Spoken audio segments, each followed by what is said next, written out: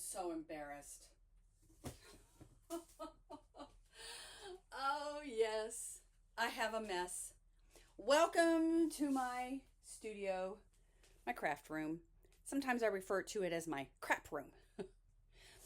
Let me know, how many of you have a mess? Are you trying to get it organized? Do you have any tips for me as I organize my craft room? Let me know down in the comment section below. Some little ideas that I have are, this is where all my fabric, well, not all of it, but most of my fabric's going to be.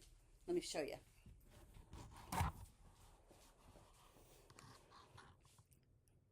Got some down there.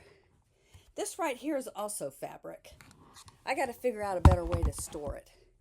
I had two friends of mine, they were getting ready to get rid of a bunch of fabric. I said I'd take it. Probably shouldn't have, but I've already used some of it. So anyway, what else? Let me just kind of give you a little bit of a tour. Now remember, it is a work in progress. So I have all these built-ins right here. That right there is going to be my sewing area. I've almost got it all set up. Over here will be my beading area.